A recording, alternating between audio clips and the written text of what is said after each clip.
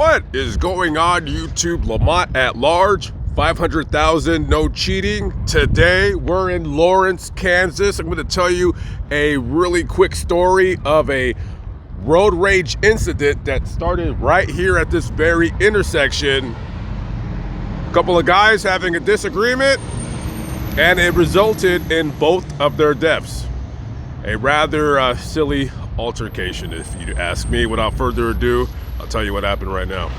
Let's set the scene for you. It's May 17th, 2022. It's after 9 p.m. at night here in Lawrence, Kansas, and there's two vehicles driving down this very street where I'm walking on right now. One of them is a blue 2007 Nissan Xterra, and it's being driven by 53-year-old Monty Ray Amick. And next to him is a white 2006 Ford F-150. There's two guys in there. The driver is one 22-year-old Zachary Michael Sutton.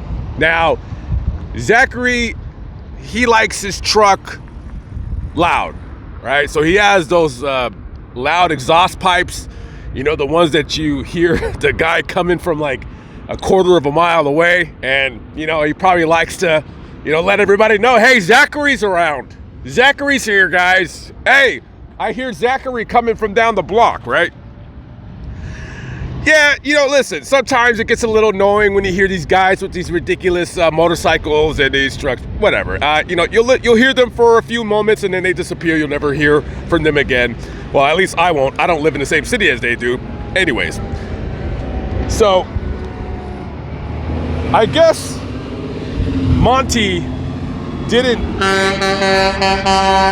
care too kindly for Zachary's loud pipes, right? He didn't like that too much. And so I guess when they get to this intersection on Harper Street and 23rd, Monty tells Zachary, he's like, hey, I don't really care for the kinds of people like you who drive their vehicles with your ridiculous loud pipes. And he also probably has some other words for him, right? Now, Monty, for 24 years, he was a cabinet maker, right? But also, he was a part-time patrolman for a couple of cities here in the Lawrence, Kansas area. So, part-time patrolman, right? Part-time cop, full-time cabinet maker. So, you would think to yourself, okay, so this guy has a little bit of an ego, has a little bit of a power issue, a little bit of a power trip. Maybe he's, you know, he's not a regular citizen. He is that thin blue line. So maybe he feels in this situation that Zachary might be revving his engine or whatever it is that he's doing, that, you know, he's gonna have a word with the young man. Well, Zachary ain't having it. Zachary tells this old man where to shove it, probably. I'm not sure. Or Zachary could have said, oh, I'm so sorry, sir. But that's probably not what happened, which is why I'm doing this story. So they start exchanging words and they're jawing back and forth. They're probably talking about, you know, what they're going to do to each other, yada, yada, yada, yada. So things start getting really heated as they continue over on down this street. Okay, so now we're in front of Freddy's Frozen Custard and Steak Burgers on the corner of 23rd and Iowa. We're a little over 2 miles away from where the incident first transpired, right? So for the 2 miles that I drove, these two guys, Zachary and Monty, they're driving down that street, probably just jawing at each other. They're probably cutting each other off, racing around each other. They're doing everything they can to PO the other, right? Now, here's the thing. When you're 22 and your truck has really loud exhaust pipes, kind of like that one over there, you know, you kind of know the type of character that person is. I'm not saying at all, first of all, anybody watching that knows the Zachary kid, I'm not saying he was a bad kid. I'm saying you're young, that's what you do. You want attention, you want everybody to see you. You're probably a hothead. You know, that's what you got to learn when you get my age, when you get a little bit older. And Monty, being 53 years of age and being a part-time cop, he's also the type to not put up with anybody's stuff. And he's also the type to not want to back down. And since he has a little bit of power in that he's a police officer, he's not looking to stand down, or was a police officer anyways. I'm not quite sure if he was still a working police officer, but he did definitely work for that police department. And hey, when you've been pulling people over for years now and writing tickets and arresting people and taking them to jail, you develop a sense of power. You just do. That's just human nature. But in hindsight, it was probably the job of Monty to defuse the situation by just taking a left instead of coming down this road, not engaging with him, not even saying anything to him, just going about your day. But he did it. So they're on this corner and they're still jawing each other, and there was some form or another of a confrontation here. I'm not sure if they got out of their vehicles, but it happened right here. Things are getting very serious. Things are getting very, very heated. And a challenge, I'm assuming, is issued. And that challenge is, hey, why don't you meet me over here? I'll kick your A, I'll beat you up or whatever. And they would drive a little further to a supermarket to confront each other. As they're continuing down that street, jawing back and forth, possibly cutting each other off, they pull into this very parking lot right here where I'm currently located. And this is the Hy-Vee supermarket. And these guys pull in right around here. Not exactly sure the exact parking spot, but it was somewhere right in the middle of this supermarket. Now, when they park, they're parked like nose to nose, right? And so maybe his exterior would be like right there, and then the other guy's Ford F-150 right in that spot right there.